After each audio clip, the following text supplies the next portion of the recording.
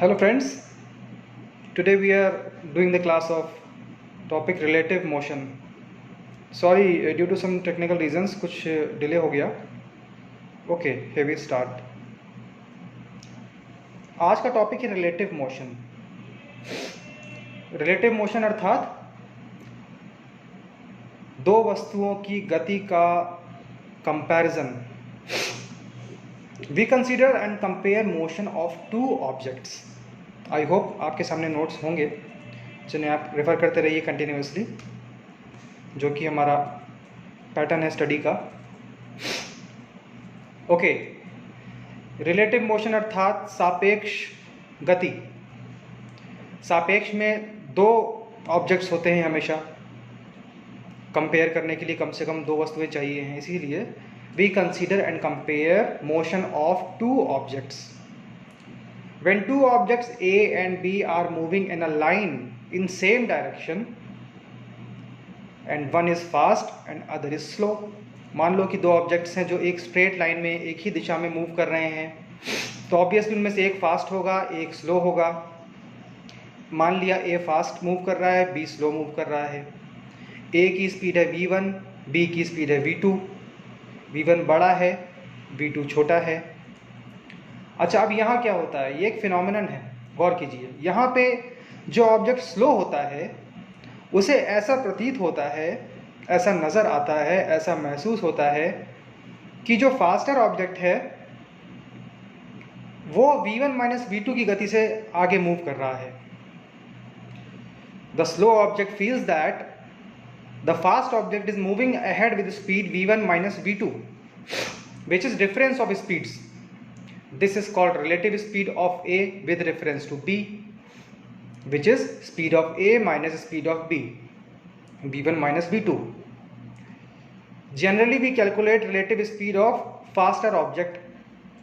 जब relative speed की बात होगी तो हम कहेंगे फास्ट की स्लो के रेस्पेक्ट में क्या स्पीड है, वो स्पीड उन दोनों की स्पीड्स का अंतर होगा. ऑलराइट, तो एक ही दिशा में अगर मूवमेंट हो रहा है तो इस रिलेटिव स्पीड का अर्थ हुआ difference of speeds, simply V1 minus V2. Basic formula यहाँ डायग्रामेटिकली समझाने की कोशिश की गई है. देखिए, जैसे स्पीड ऑफ B लिखा है 20 मीटर पर सेकेंड, छोटा एरो बनाया है. स्पीड ऑफ A V1 30 लिया है, बड़ा एरो बनाया है. इन दोनों एरोज का डिफरेंस 30 माइनस 20 10 आ गया. ये A की रिलेटिव स्पीड हो गई, B के सापेक्ष A की गति हो गई 30 माइनस 20 10. अब ये देखिए, इसमें अगर शुरुआत में जब दोनों मूव कर रहे हैं तो शुरुआत में यदि B A से पीछे है तो B कभी A को पकड़ नहीं पाएगा, क्योंकि B स्लोली आगे बढ़ रहा है, A फास्टर है. लेकिन दूसरी तरफ यदि B आगे है और A पीछे है शुरुआत में, तो चूंकि A की गति ज़्यादा है इसलिए कुछ समय बाद A B को चेज कर लेगा, कैच कर लेगा, या कुछ समय बाद उसके आगे निकल जाएगा. अब वो समय क्या होगा, कितने समय बाद A पीछे से आते हुए B से मिल जाएगा, वो समय है time is equal to initial distance divided by relative speed. यानी शुरुआत में दोनों के बीच कितना फासला था उसको रिलेटिव स्पीड से डिवाइड कर दो, तो उतने समय में फास्ट ऑब्जेक्ट स्लो ऑब्जेक्ट को पकड़ लेगा, कैच कर लेगा. एग्जाम्पल लिया है, a thief is standing 50 metre ahead of policeman. Thief runs away from policeman and the policeman also instantly chases the thief. Both start running in same direction with speeds 5 and 10. In how much time the policeman will catch the thief? Units are in meter per second. Since the speed of policeman is more than speed of thief, the policeman can catch thief after some time. ठीक है, क्योंकि policeman तेज चल रहा है thief की तुलना में, तो वो कुछ समय बाद पकड़ ही लेगा. और वो समय क्या होगा, इसके लिए आपको पहले रिलेटिव स्पीड निकालनी पड़ेगी. पुलिसमैन फास्ट मूव कर रहा है तो उसकी रिलेटिव स्पीड हो जाएगी speed of policeman minus speed of thief. 10 minus 5 is equal to 5. Initial distance कितना है, पुलिस वाला 50 मीटर पीछे था, अब वो रिलेटिव स्पीड से दौड़ेगा, तो time to catch is equal to initial distance divided by relative speed. ये आ गया 50/5 अर्थात 10 सेकेंड. 10 सेकेंड बाद पुलिसमैन थीफ को पकड़ लेगा। तो रिलेटिव स्पीड के कॉन्सेप्ट से आपने ये टाइम निकाल लिया।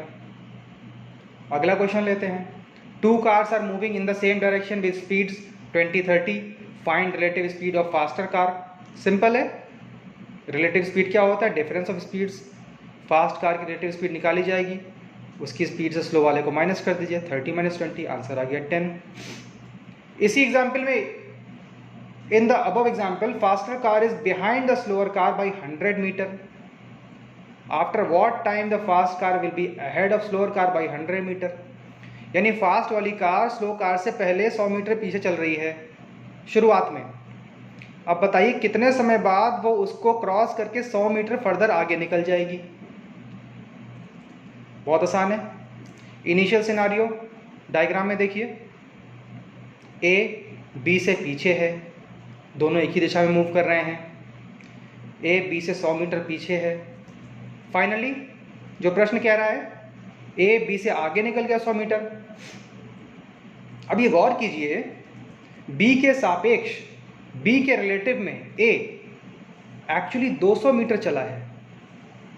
यदि ये मान लें कि बी स्थिर है और ए रिलेटिव स्पीड से मूव कर रहा है, तो ए को बी के सापेक्ष 200 चलना पड़ेगा। ये विजुलाइज करना ही बेसिक क्रक्स है इस तरह के प्रश्नों का। ये विजुलाइज आपको करना चाहिए, डायग्राम से प्रदर्शित किया है मैंने। Note that A has to travel a distance of 100 + 100, 200 with reference to B, as if B is standing in eyes of A. Note that A has to travel a distance 100 + 100 with reference to B. Okay, we already know that speed of A relative to B is 30 - 20, पिछले प्रश्न में किया था। Therefore time taken is equal to distance divided by relative speed is equal to 200/10, 20 seconds। अर्थात तेजी से चलता हुआ A 20 सेकेंड बाद ए बी से 100 मीटर आगे निकल जाएगा। ए जो कि शुरू में 100 मीटर पीछे था, चूंकि तेज चल रहा है, इसलिए 20 सेकंड की समयावधि के बाद बी से 100 मीटर आगे निकल जाएगा। देखिए, रिलेटिव मोशन से करना इसको बहुत आसान है। अगर आप रिलेटिव मोशन का कॉन्सेप्ट फॉलो नहीं करेंगे और बेसिक वही टाइम इज इक्वल टू और डिस्टेंस और स्पीड का जो सिंपल फॉर्मूला होता है बेसिक, उसको फॉलो करेंगे और ए बी की अलग अलग गतियाँ कंसीडर करेंगे, तो प्रश्न सॉल्व तो हो जाएगा, लेकिन थोड़ा कंफ्यूजिंग होगा, क्योंकि उसमें आपको ए और बी दोनों को कंसीडर करना पड़ेगा, क्योंकि दोनों ही चल रहे हैं। ए आगे चला, बी भी थोड़ा सा और आगे चल गया। तो इस कंफ्यूजन को ख़त्म करने के लिए हमने रिलेटिव स्पीड का कॉन्सेप्ट लाया है। इस तरह से सवाल आपको बहुत सिंपल नज़र आता है। अब देखते हैं क्या होता है जब दोनों वस्तुएं अपोजिट, विपरीत दिशा में चलती हैं। देखिए, डायग्राम बनाया हुआ है। ए और बी एक दूसरे की तरफ मूव कर रहे हैं। ए की स्पीड है 30 जो दाईं तरफ जा रहा है, बी की स्पीड है 20 जो कि लेफ्ट हैंड पे मूव किया जा रहा है।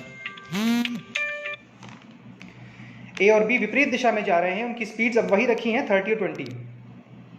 Note that cars A B are moving opposite directions with speed 30, 20। अब यहाँ पे क्या होता है, यहाँ पे रिलेटिव स्पीड जो है ऐड हो जाती हैं।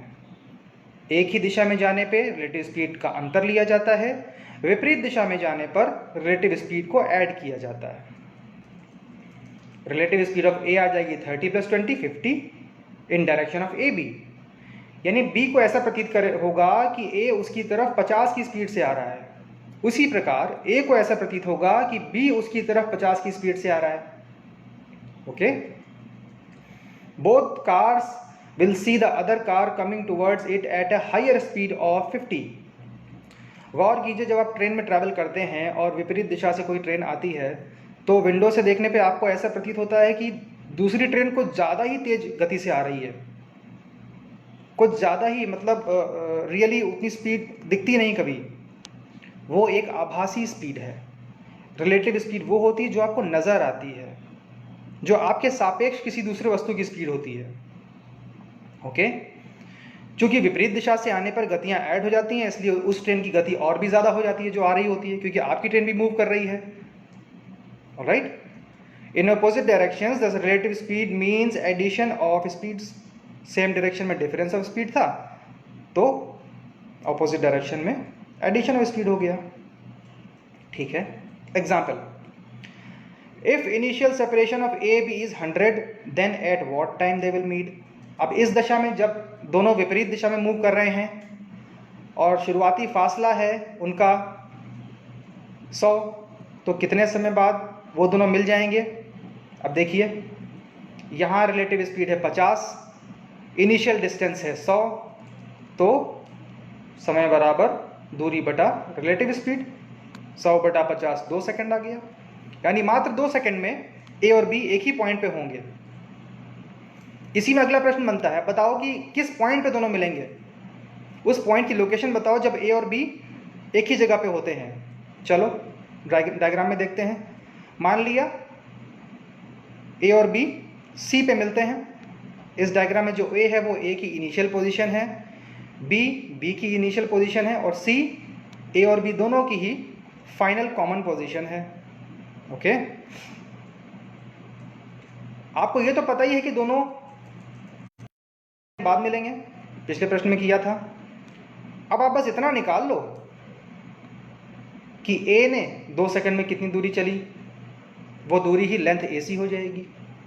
उसी प्रकार ये निकाल लो कि 2 सेकंड में बी ने कितनी दूरी चली, वही दूरी लेंथ BC हो जाएगी। नोट दैट लेंथ AC बराबर distance travel by A in 2 seconds. Speed of A ले लो, उसको 2 से मल्टीप्लाई कर दो, 30 इंटू 2 60 मीटर। यहाँ पे हमने स्पीड ऑफ A लिखा है, ध्यान दें, यहाँ रिलेटिव स्पीड नहीं एब्सोल्यूट स्पीड ली गई है A की। उसी प्रकार BC क्या हो जाएगा, distance of B, distance travel by B in 2 seconds which is equal to speed of B into 2, 20 into 2 40। अब देखिए, लेंथ AC आ गई 60, लेंथ BC आ गई, लेंथ AC आ गई 60, लेंथ BC आ गया 40। ओके, यानी C जो पॉइंट है जहां इन दोनों की भेंट होगी वो A की शुरुआती पोजीशन से 60 मीटर दूर है और B की शुरुआती पोजीशन से 40 मीटर दूर है। क्रॉस चेक कीजिए, 60 और 40 को जोड़ दीजिए, 100 आ गया। 100 अर्थात यही A और B के बीच का इनिशियल गैप था। फाइन, अर्थात आपका आंसर सही है। चलिए थोड़ा सा आपको ऑब्जर्वेशन देते हैं, बढ़िया सा, इंटरेस्टिंग, बहुत इंटरेस्टिंग। पढ़ते हैं इसको।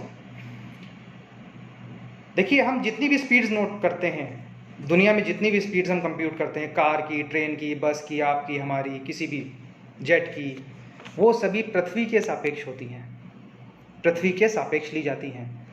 लेकिन पृथ्वी तो स्वयं में चलायमान है, खुद ही मूव कर रही है अराउंड सन। सन भी मूव कर रहा है, पूरा सौर मंडल मूव कर रहा है, सारी गैलेक्सीज मूव कर रही हैं। यानी यूनिवर्स में कुछ भी स्टेशनरी है ही नहीं, everything is moving in the universe. तो दरअसल हम जो स्पीड निकालते हैं ना, वो अर्थ के सापेक्ष निकालते हैं हमेशा। Thus we assume that the earth is at rest and only the car is moving. Therefore, actually we calculate relative speed of car with respect to earth. You study in geography that even the earth, planet system and galaxies are moving. Therefore, all speeds in the universe are actually relative speed of one body with reference to some other body. This concept of relative speed is used in the famous theory of relativity given by Albert Einstein. ये बस जानने के लिए है, इसके आगे हम नहीं जाएंगे इसमें। अच्छा, इसमें एक कॉन्सेप्ट और देखिए, आप थोड़ा सा सिमिलैरिटी ऑब्जर्व करने की कोशिश कीजिए। कुछ रिलेटिव पॉवर्टी जो इकोनॉमिक्स में पढ़ते हैं वैसा ही है। कोई आदमी गरीब होता है किसी की तुलना में हमेशा, जिस प्रकार कोई वाहन किसी दूसरे वाहन की तुलना में स्लो या फास्ट होता है, उसी प्रकार कोई भी व्यक्ति किसी दूसरे व्यक्ति के सापेक्ष रिच या पुअर होता है। It is similar to the concept of relative poverty in economics where one is poor only in relation to or comparison of other. Fine, चलिए इसको अप्लाई करते हैं। एक समरूपता देखते हुए पूरी तरह से एक डिफरेंट सिनेरियो में इसको अप्लाई करने की कोशिश करते हैं, अपना विजन बढ़ाते हैं। Application and analogy. सवाल है, a tank has volume of 1000 litre, a tap is filling it with flow rate of 5 litre per minute, there is a leakage in the tank, from which water leaks at the flow rate of 1 litre per minute, find time taken to fill the tank. 1000 litre की टंकी में एक नल लगा है जो 5 की speed से पानी भर रहा है, उसी टंकी में एक लीकेज है जो 1 की स्पीड से पानी लीक कर रहा है, बताओ टैंक को भरने में कितना समय लगेगा। देखो कुछ ये वैसा ही सिनारियो हो गया जैसे एक तेज गाड़ी है जो 5 की स्पीड से चल रही है और एक स्लो गाड़ी है जो 1 की स्पीड से आगे जा रही है, दोनों के बीच का फासला 1000 है।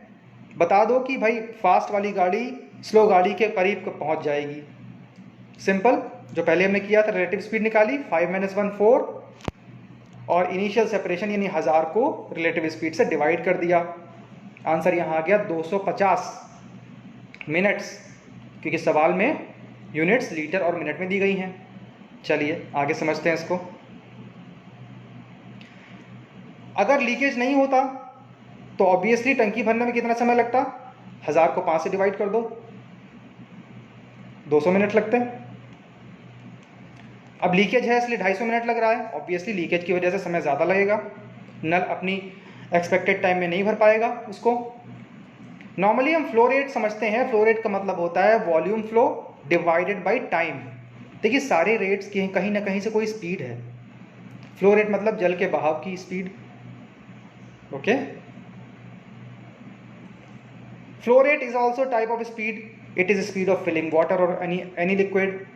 We take relative speed of tap and leakage and assume that there is no leakage and the tap is filling the tank with lesser flow rate, because effectively due to leakage the tap will not be able to fill the tank within expected time. अब चूंकि leakage है तो इसलिए नल अपनी पूरी capacity से काम कर ही नहीं पाएगा, उसको लीकेज को भी अकाउंट फॉर करना पड़ेगा, इसलिए जो टैंक है थोड़ा ज़्यादा समय में भरेगा। यहीं पे कॉन्सेप्ट आता है इफेक्टिव फ्लो रेट का। जो प्रभावी फ्लो रेट है वो क्या है, वो है flow rate of tap minus flow rate of leakage. कुछ वैसा ही है, देखिए जैसे रिलेटिव स्पीड होती है, ये एक तरह का रिलेटिव फ्लो रेट हो गया।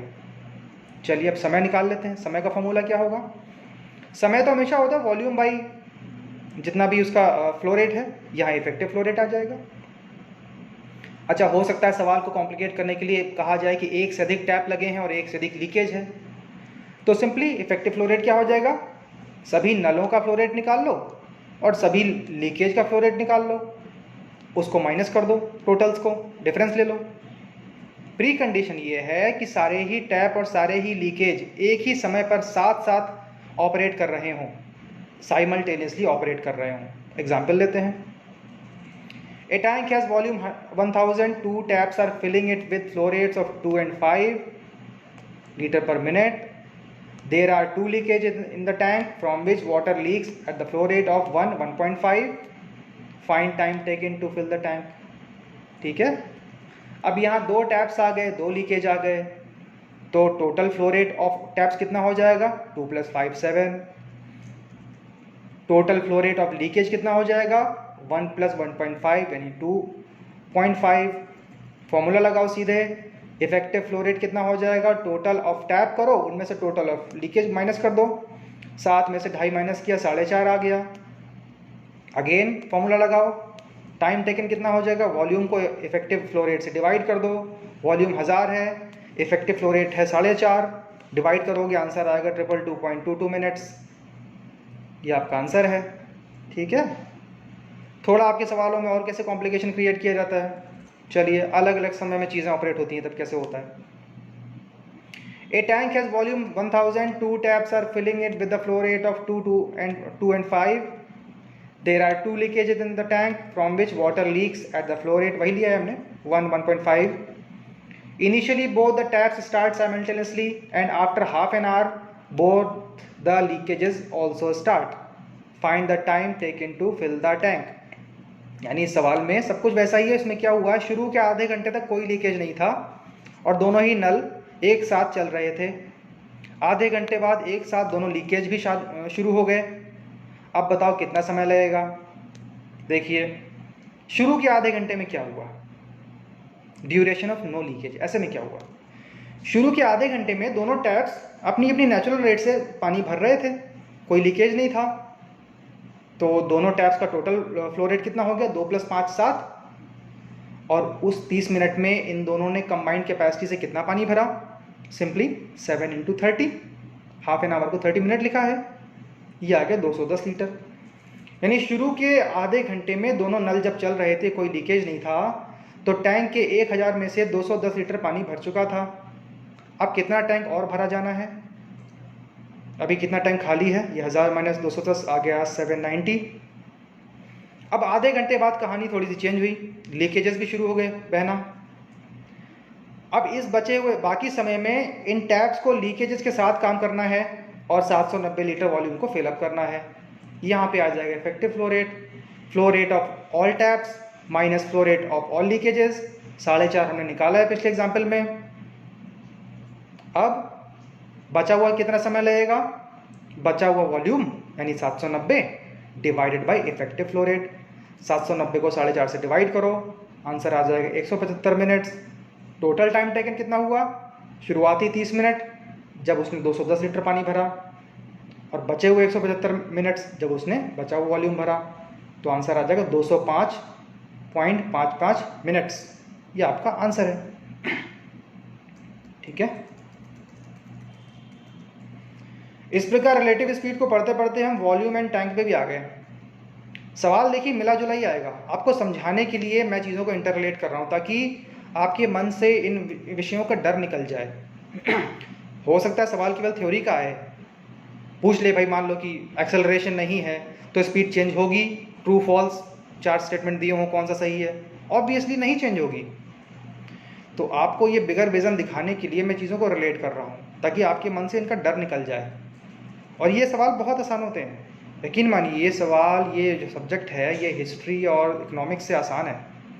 हिस्ट्री, ज्योग्राफी, इकोनॉमिक्स और ये बाकी विषय जो भारी भरकम आते हैं उनको समझना बहुत मुश्किल है, इसको समझना बहुत आसान है। इसमें आपको एक फॉर्मूला पकड़ना है, पैटर्न समझना है, सिमिलैरिटी देखनी है और अपने अंक गणित के औजारों को शार्प करना है ताकि कोई न्यूमेरिकल मिस्टेक ना हो।